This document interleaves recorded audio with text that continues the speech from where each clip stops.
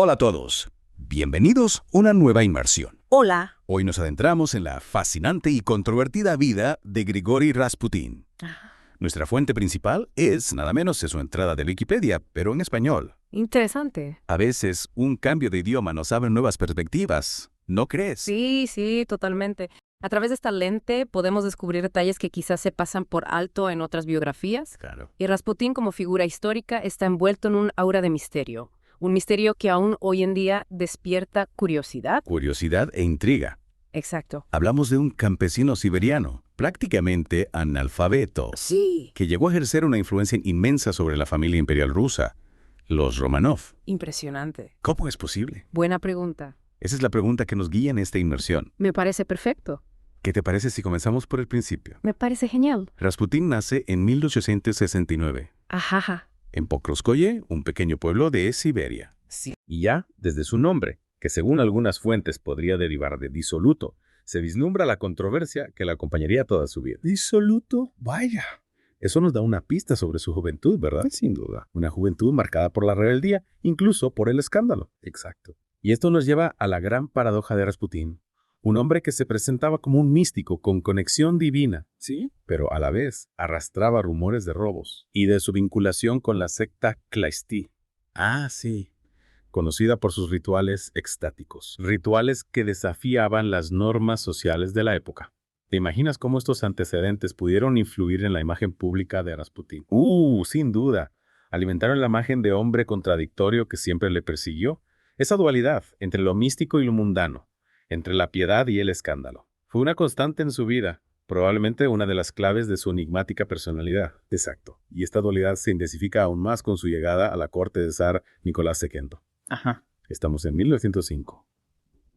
La zarina Alejandra, desesperada por la enfermedad de su hijo Alexei, Que padecía hemofilia. Buscó una cura por todos los medios. Y es entonces cuando entra en escena Rasputín, con fama de curandero y hombre santo. Increíble. Es aquí donde la historia da un giro sorprendente. Sorprendente. Rasputín, sin formación médica alguna, parece tener éxito donde los mejores doctores han fracasado. ¿Y en serio? Algunos atribuyen sus curaciones a la hipnosis, otros a sus rezos. La verdad es que nunca se ha sabido con certeza cómo lo hacía.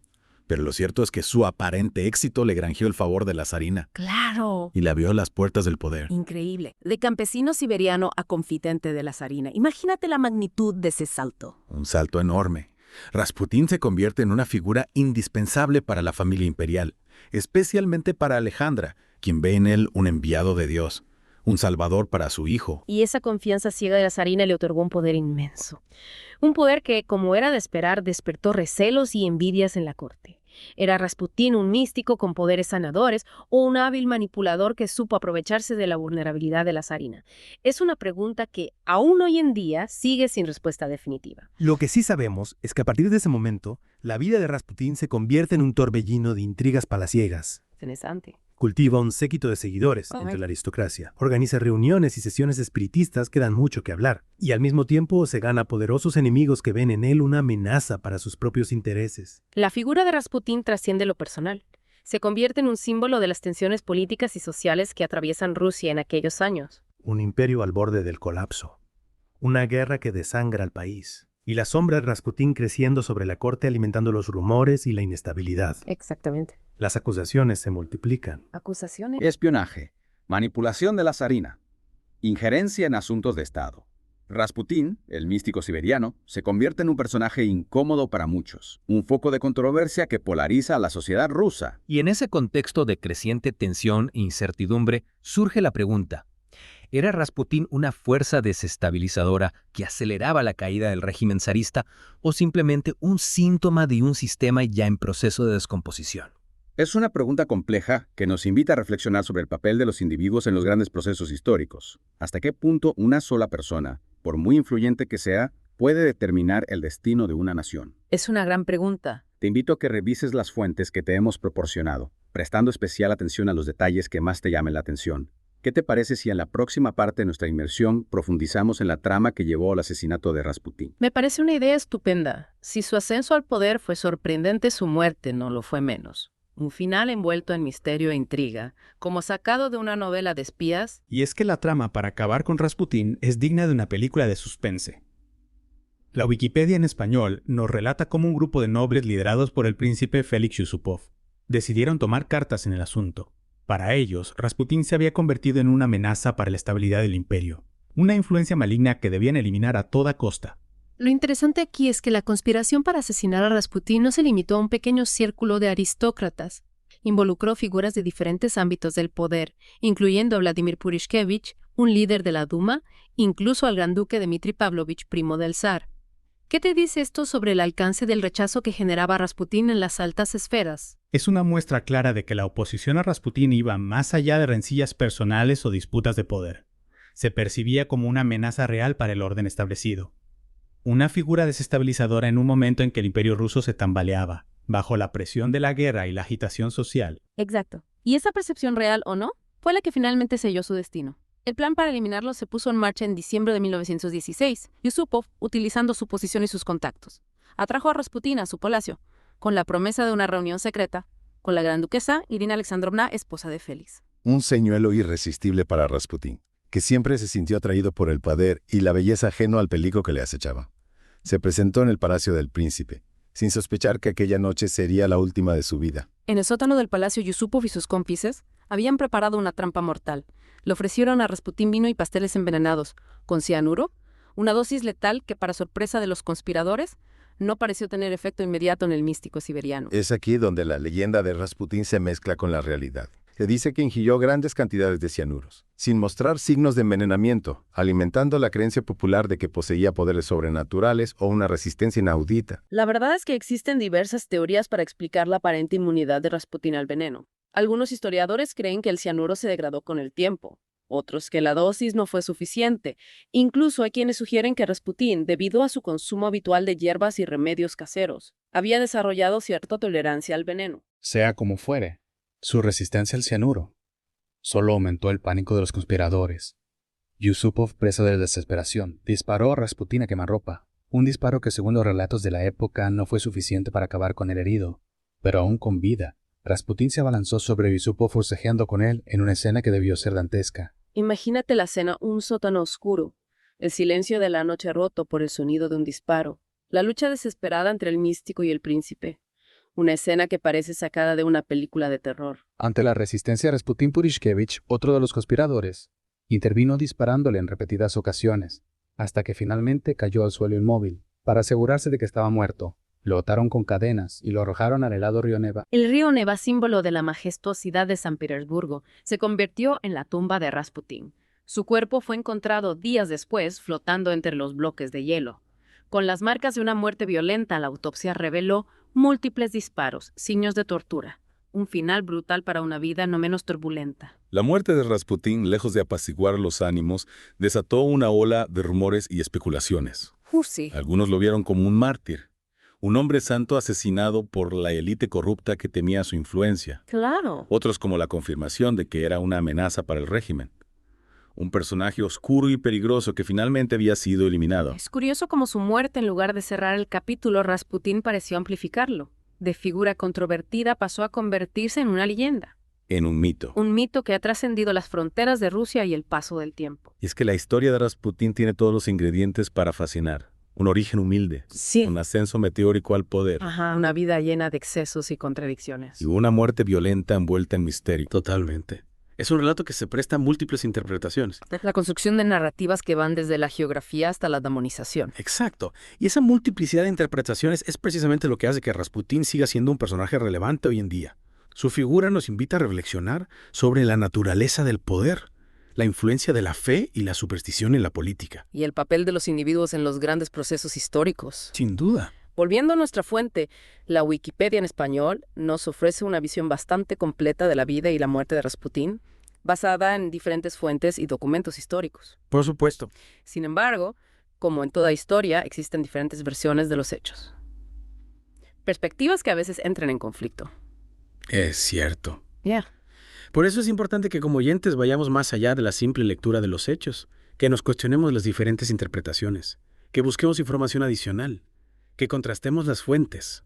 En definitiva, que construyamos nuestra propia visión de este personaje tan complejo y fascinante. Exactamente. ¿Fue Rasputín un villano o una víctima? ¿Un santo o un charlatán? ¿Un manipulador o un hombre guiado por sus convicciones? Estas son algunas de las preguntas que te invitamos a explorar. Y para terminar nuestra inmersión, te dejamos con una última reflexión. Más allá de las controversias y las leyendas, Rasputín nos recuerda que la historia no es una sucesión lineal de hechos objetivos, Sino un tejido complejo de interpretaciones, perspectivas y subjetividades. Interesante. Una historia que, como la vida misma, está llena de claroscuros, contradicciones y misterios, que nos invitan a seguir buscando, investigando y cuestionando las versiones oficiales. Totalmente de acuerdo. Esperamos que esta inmersión en la vida de Grigori Rasputín te haya resultado interesante Sin duda. y te haya animado a seguir explorando los rincones más fascinantes de la historia. Hasta la próxima. Hasta la próxima. Hasta la parte de...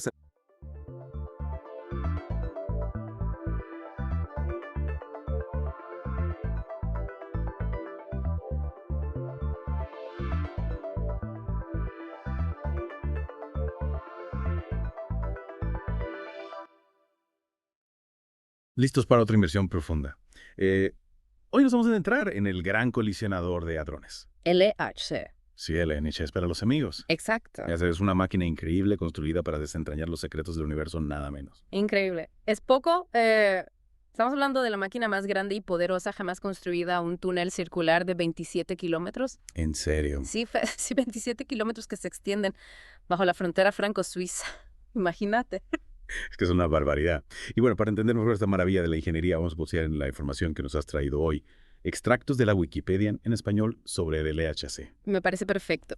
La idea básica del LHC es bastante simple en realidad.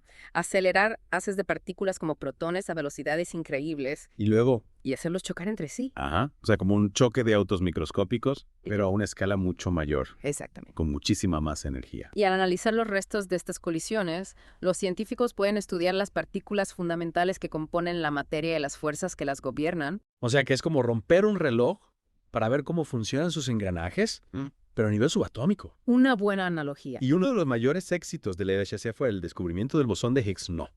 Sin duda, el bosón de Higgs era la pieza faltante del modelo estándar de la física de partículas, la teoría que describe las partículas elementales y sus interacciones. Su descubrimiento confirmó una teoría de 50 años. ¡Wow! Y nos ayudó a comprender cómo las partículas adquieren masa. O sea que el bosón de Higgs es como la celebridad del mundo subatómico. Se podría decir que sí. Pero el LHC no se detiene ahí, ¿verdad? Ya. También está buscando respuestas a otros misterios del universo. Por supuesto, el LHC también está explorando la posibilidad de dimensiones adicionales, la naturaleza de la materia oscura, la supersimetría, incluso... ¿En serio? Sí, incluso recreando las condiciones que existieron justo después del Big Bang. Es que suena ciencia ficción, pero es una realidad increíble. ¿Lo es? Hablemos de la materia oscura.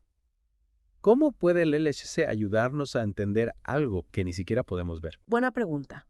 Aunque no podemos ver la materia oscura directamente, sabemos que existe por su influencia gravitacional en las galaxias. Ajá. El LHC podría producir partículas de materia oscura en las colisiones, ¿Y eso para qué serviría? lo que nos permitiría estudiar sus propiedades y comprender mejor su papel en el universo. Fascinante. Y hablando de cosas que no podemos ver, ¿qué hay de las dimensiones extra? ¿Cómo podría el LHC detectarlas? Bueno, algunas teorías físicas, como la teoría de cuerdas, sugieren la existencia de dimensiones adicionales. Más allá de las que ya conocemos. Más allá de las 3 espaciales y una temporal que conocemos, el LHC podría detectar evidencias de estas dimensiones extra si observamos partículas que desaparecen y reaparecen, ¿Cómo? lo que indicaría que se están moviendo a través de estas dimensiones ocultas. Es increíble pensar que podríamos estar viviendo en un universo con más dimensiones de las que podemos percibir. La realidad siempre supera la ficción. Y hablando de teorías, ¿qué hay de la supersimetría? ¿Qué implicaciones tendría si el LHC la confirmara? La supersimetría es una teoría que propone que cada partícula conocida tiene una superpareja más pesada. ¿Y si se confirma? Si se confirma, revolucionaría nuestra comprensión del universo y podría ayudarnos a unificar las fuerzas fundamentales de la naturaleza. Wow, una teoría que unifica todas las fuerzas suena como el santo grial de la física. Sin duda sería un descubrimiento histórico. Pero no se han encontrado aún pruebas de la supersimetría, ¿verdad? Hasta ahora no se han encontrado evidencias concluyentes, Vaya. pero la búsqueda continúa. El LHC se está actualizando constantemente para aumentar su potencia y sensibilidad, lo que nos da más posibilidades de encontrar estas partículas supersimétricas. Entiendo. Y aparte de estas búsquedas de lo desconocido, ¿qué otros descubrimientos ha hecho el LHC? El LHC ha hecho muchos otros descubrimientos importantes. Por ejemplo, ha recreado un estado de la materia llamado plasma de quarks y gluones, Plasma de quarks y gluones. que se cree que existió en los primeros microsegundos después del Big Bang. Es como viajar en el tiempo al universo primitivo. En cierto modo, sí. ¿Y qué nos dice este plasma sobre el origen del universo? El estudio del plasma de quarks y gluones nos proporciona información valiosa sobre la fuerza nuclear fuerte. Es la fuerza que mantiene unidos a los quarks entre los protones y neutrones. Ya veo. Entonces, al recrear este plasma, el LHC nos está ayudando a comprender las fuerzas fundamentales que dieron forma al universo tal como lo conocemos. Exactamente. Y no olvidemos que el LHC ha observado partículas compuestas exóticas como tetraquarks y pentaquarks. Tetraquarks. Suena algo sacado de Star Wars. Puede que los nombres suenen un poco extraños, pero son partículas reales que desafían nuestra comprensión de cómo se combinan los quarks para formar la materia. O sea que estamos aprendiendo que la materia es mucho más compleja de lo que pensábamos. Así es.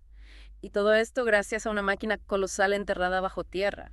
Realmente impresionante. Sin duda. Pero me imagino que la construcción y operación del LHC no ha estado exenta de desafíos. Claro que no. Un proyecto de esta magnitud siempre conlleva dificultades. ¿Te refieres al incidente de 2008? Recuerdo haber escuchado algo sobre eso. Sí, en 2008 una conexión eléctrica defectuosa provocó un fallo en el sistema de enfriamiento de los imanes, ¿Y qué pasó? lo que causó una fuga de helio líquido y daños considerables. El incidente retrasó las operaciones del LHC durante más de un año. Un año. Vaya contratiempo. Pero supongo que en un proyecto de esta magnitud los desafíos son inevitables. Lo importante es que se aprendió de la experiencia. Totalmente de acuerdo. La seguridad es una prioridad absoluta en el CERN y el incidente de 2008 llevó a mejoras significativas en los sistemas de seguridad del LHC. Me alegra escuchar eso. Y después de ese incidente, ¿cómo ha sido la trayectoria del LHC? El LHC ha pasado por varias fases de operación, cada una con un aumento de energía y luminosidad, De la luminosidad. lo que significa más colisiones y más posibilidades de descubrir nueva física. Ya veo.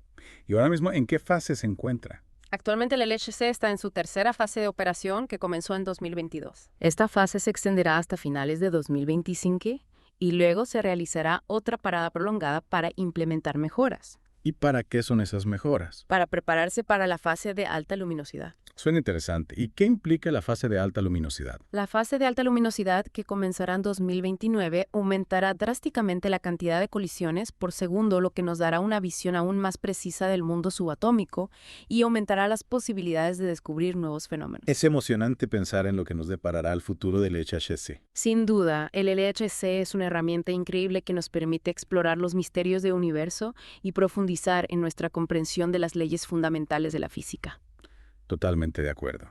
Y después de esta fascinante introducción al funcionamiento y la historia del LHC, creo que es hora de profundizar en sus descubrimientos más importantes. ¿Qué te parece? Me parece perfecto. Hay mucho que discutir sobre los hallazgos del LHC y sus implicaciones para la física y nuestra comprensión del universo. Pues entonces, sin más preámbulos, vamos a ello. Retomando nuestra conversación sobre el LHC, creo que es importante destacar que sus descubrimientos no se limitan al bosón de Higgs. Claro, mencionaste el plasma de quarks y gluones. Para alguien que no está familiarizado con la física de partículas, ¿cómo describirías este estado de la materia? Imagina un universo en sus primeros instantes tan caliente y denso que los protones y neutrones se descomponen en sus componentes más básicos, quarks y gluones. Estos quarks y gluones se mueven libremente en una especie de sopa primordial. Eso es el plasma de quarks y gluones. Suena bastante exótico. Y el LHC ha logrado recrear este estado de la materia. Exactamente.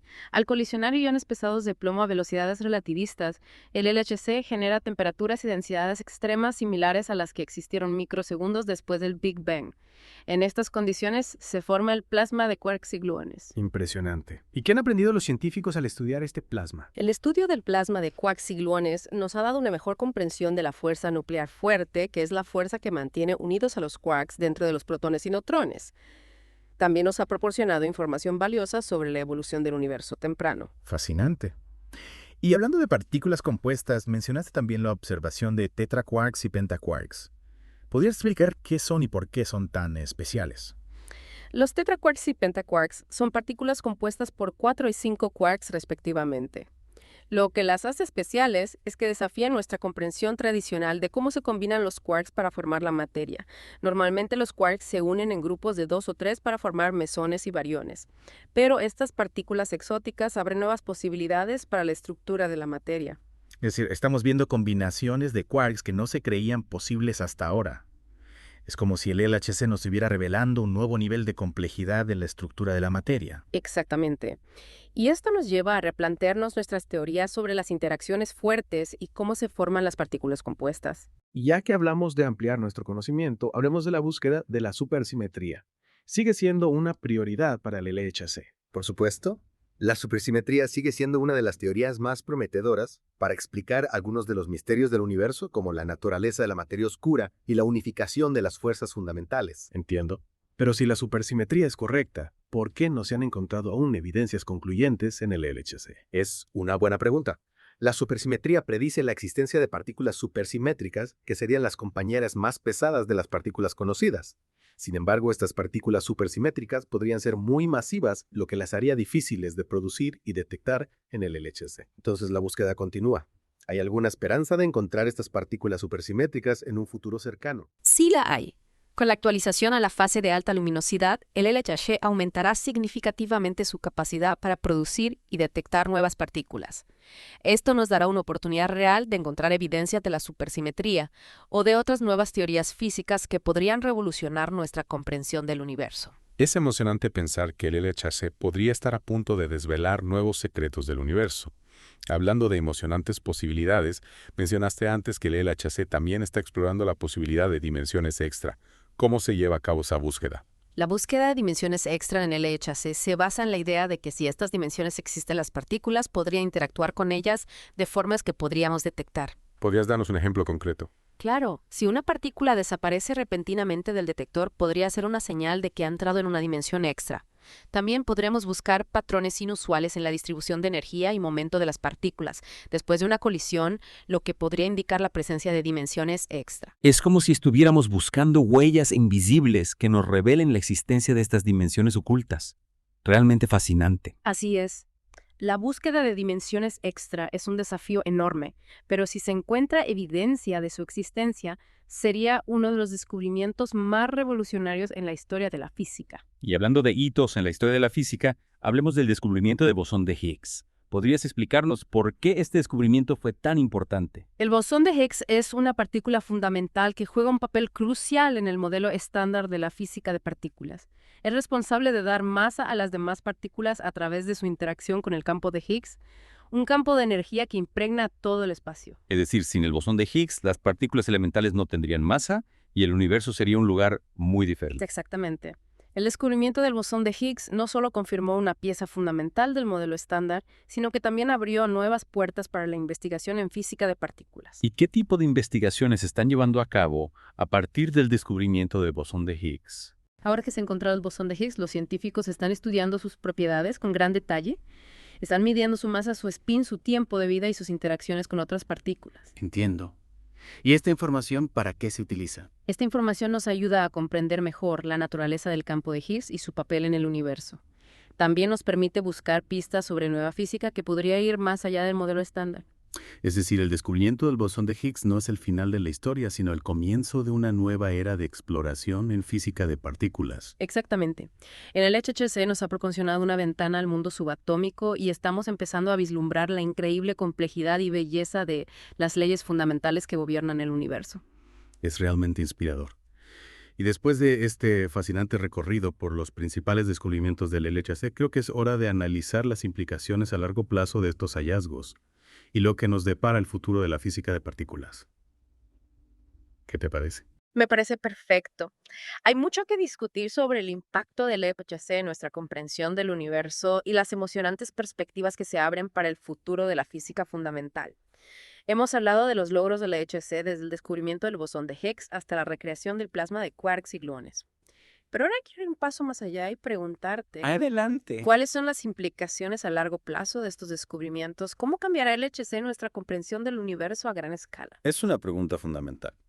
El LHC no solo nos está dando respuestas, sino que también está planteando nuevas preguntas, desafiándonos a repensar nuestra visión del cosmos. Exacto. Por ejemplo, el descubrimiento del bosón de Higgs confirmó la existencia del campo de Higgs, un campo de energía que permea todo el espacio. Pero esto plantea nuevas preguntas. ¿Cuál es la naturaleza de este campo? ¿De dónde proviene su energía? ¿Podría haber otros campos fundamentales que aún no hemos descubierto? Es decir, al responder una pregunta, el LHC abre un nuevo abanico de posibilidades y misterios. Así es, y esto se aplica a muchos otros descubrimientos del LHC. La búsqueda de la materia oscura, por ejemplo, podría revolucionar nuestra comprensión de la cosmología.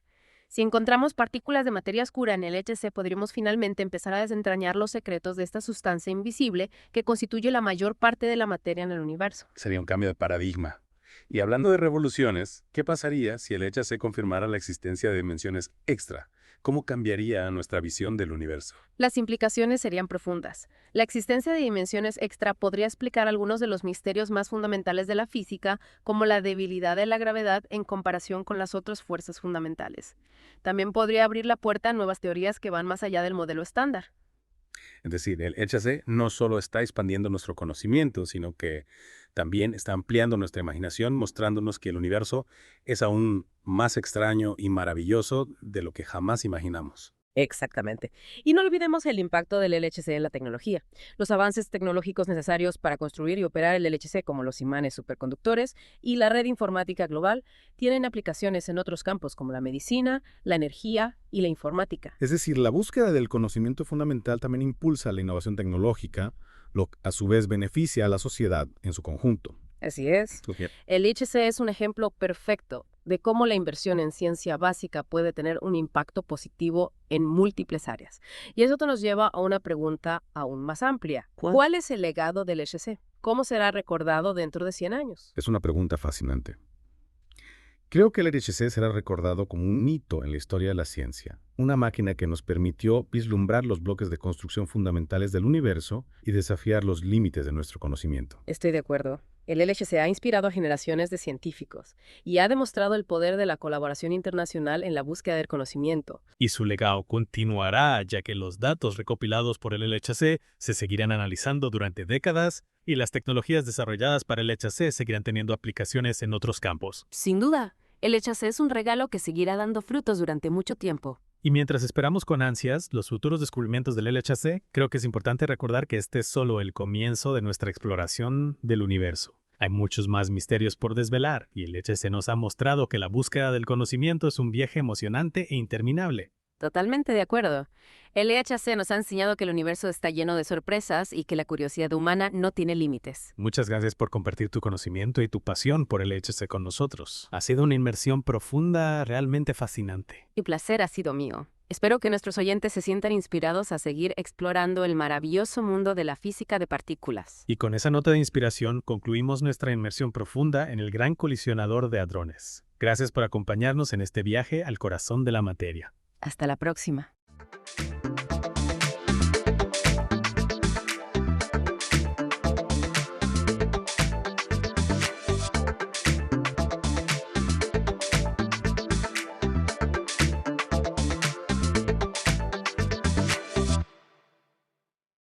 Bienvenidos a The Deep Dive. Hoy nos sumergimos en el fascinante mundo del anime. Un mundo lleno de color, acción y emociones. Exacto. Y para guiarnos en esta aventura, tenemos un artículo de Wikipedia que nos va a revelar todos los secretos del anime. Su historia, influencias culturales, estilo visual, impacto global. Prepárense para una sobredosis de información. Suena emocionante. Y sí, hay mucho que descubrir. De hecho, empecemos por aclarar un punto clave. Anime no es simplemente un sinónimo de dibujos animados, aunque la palabra derive de animación. Tienes razón. Entonces, ¿qué lo hace único? El anime es una forma de arte con una identidad propia, una rica historia y un profundo significado cultural en Japón. Interesante. El artículo menciona que sus raíces se remontan siglos atrás. Habla de los emakimonos, esos rollos narrativos del siglo X, y del kage, el teatro de sombras del periodo Edo. Impresionante. Esas formas de narración visual sentaron las bases para lo que hoy conocemos como anime. O sea que el anime es producto de una larga tradición de contar historias a través de imágenes en Japón. Exactamente. Y no podemos olvidar la influencia en la manga, especialmente a partir de la década de 1960, con figuras como Osamu Tezuka. Ah, sí, Tezuka, el creador de Astro Boy. Recuerdo haber leído sobre él en el artículo. Tezuka fue un visionario. No solo popularizó el manga, sino que adaptó y simplificó técnicas de animación, haciéndolas más accesibles para la producción a gran escala. O sea que Tezuka sentó las bases para la industria del anime que conocemos hoy. Sin duda. Y hablando de Tezuka, su estilo visual tuvo un impacto enorme en el anime. especialmente sus ojos grandes y expresivos. Es cierto, los ojos grandes, el pelo de colores vibrantes, las proporciones estilizadas. El anime tiene un look que lo distingue de cualquier otra animación. Exactamente. Y cada elemento visual tiene un propósito. Esos enormes ojos, por ejemplo, permiten una expresión emocional mucho más intensa. Claro, tiene sentido. En el anime, los sentimientos de los personajes son tan importantes como la acción. Así es. Y hablando de técnicas, el artículo menciona la animación limitada. ¿Te suena? Sí. Leí algo sobre eso, pero no entiendo muy bien cómo funciona. La animación limitada usa menos dibujos por segundo que la animación tradicional. En lugar de dibujar cada movimiento, se usan fotogramas estáticos, movimientos de cámara y secuencias repetidas. Y eso no hace que la animación se vea un poco tosca. Para nada. De hecho, la animación limitada puede realzar el impacto artístico. Y además permite crear narrativas más largas y complejas. Increíble. Menos es más en este caso. Sí, exacto. Y hablando de influencias, no podemos olvidar las culturales. El artículo menciona el Bushido, el código de honor de los samuráis. El Bushido siempre me ha fascinado. ¿Cómo se refleja en el anime? El Bushido impregna muchas historias de anime. Temas como el deber, la lealtad, el sacrificio, se entrelazan con la acción y la aventura. ¿Podrías darnos algún ejemplo? Claro. Rurouni Kenshin, por ejemplo. Un antiguo asesino intenta redimirse siguiendo un camino de paz, pero sin renunciar a su destreza como espadachín. Entiendo. Ajá. Es una lucha interna entre su pasado violento y su deseo de paz. Exacto. Una representación compleja del Bushido. Y hay otra influencia cultural clave, la relación senpai-kohai. La relación mentor-aprendiz, ¿verdad? Sí, muy presente en la sociedad japonesa y por supuesto en el anime.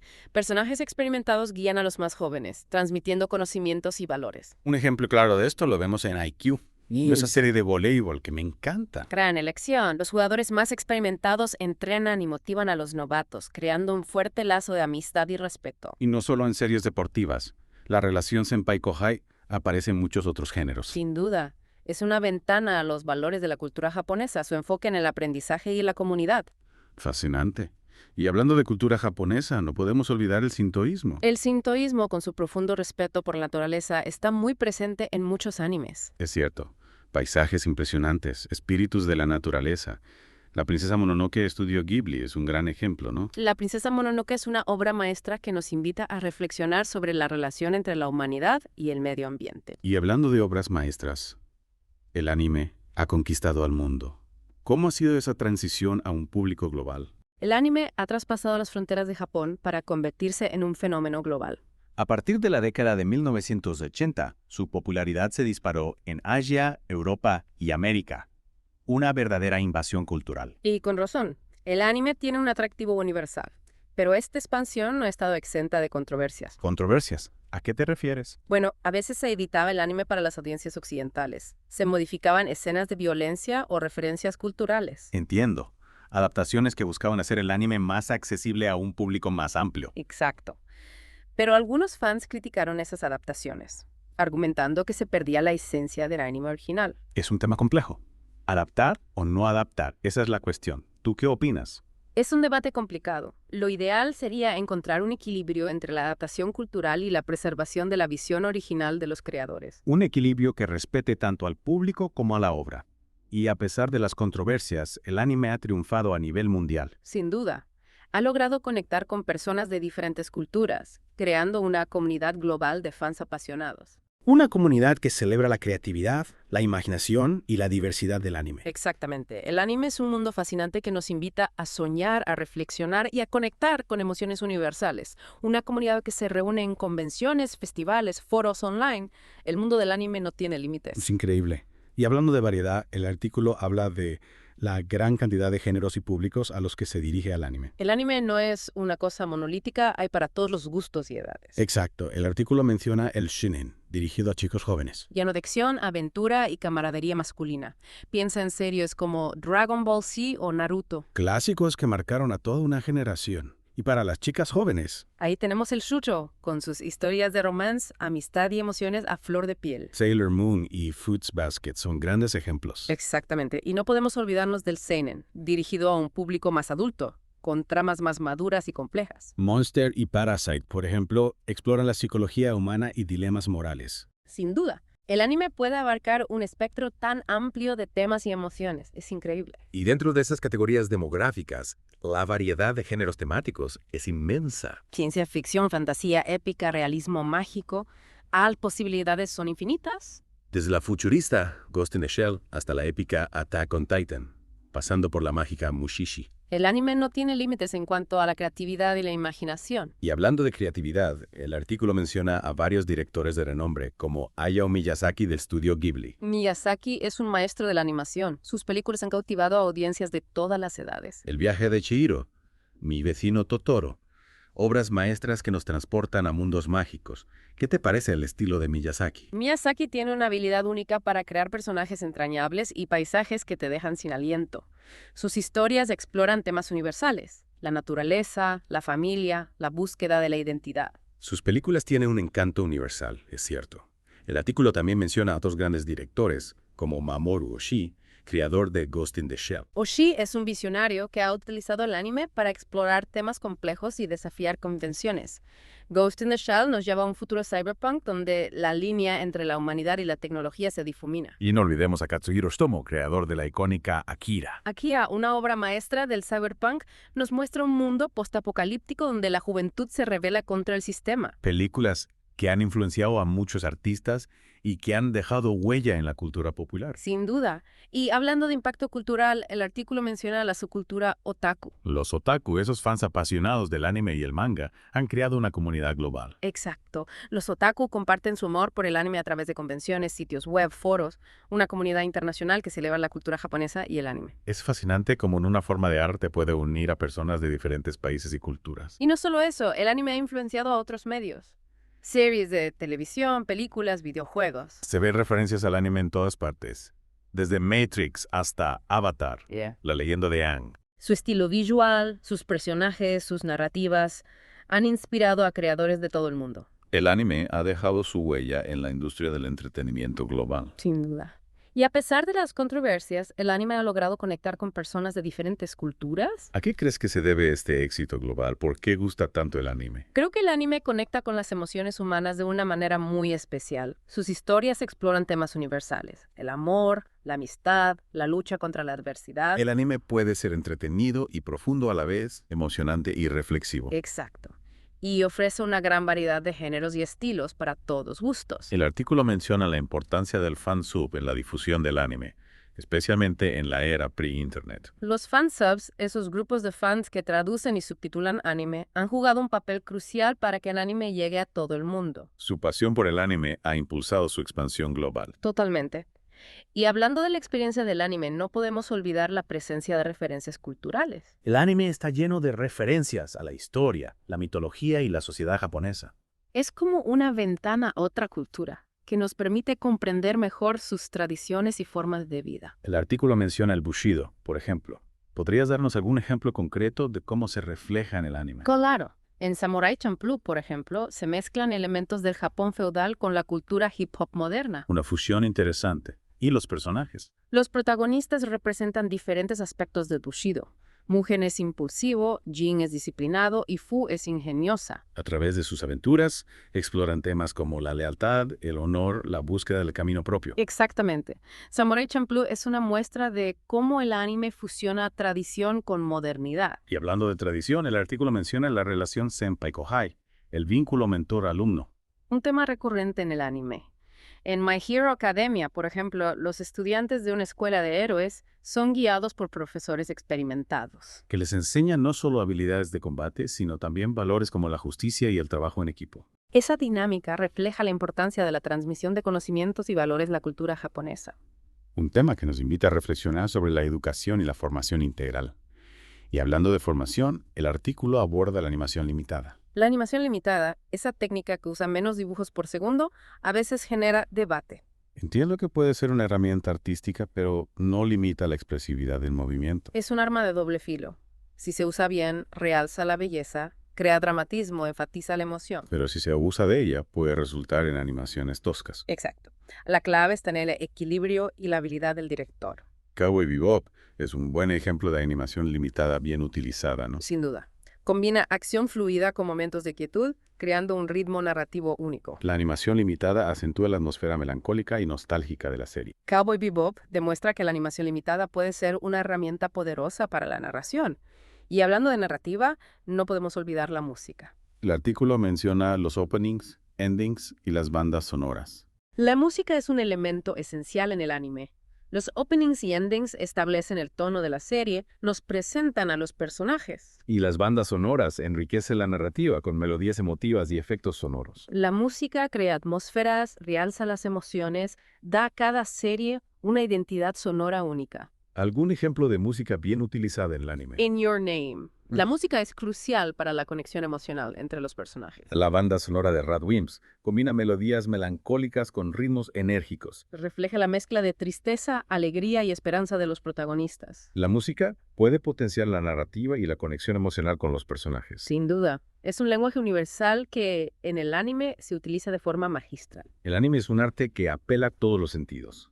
Y hablando de sentidos, me gustaría profundizar en un tema que me parece crucial: la representación de la tecnología, la humanidad y el medio ambiente. Un tema fascinante y muy presente en el anime. A través de historias futuristas, robots gigantes y mundos postapocalípticos, el anime nos invita a reflexionar sobre el impacto de la tecnología. Sobre la esencia de la humanidad y la importancia de proteger nuestro planeta. Un tema muy actual y relevante. El anime, a través de la ciencia ficción, la fantasía y la acción, aborda temas complejos y desafiantes. Nos invita a pensar críticamente sobre nuestro presente y nuestro futuro. Y lo hace combinando el entretenimiento con la reflexión social y filosófica. Es admirable.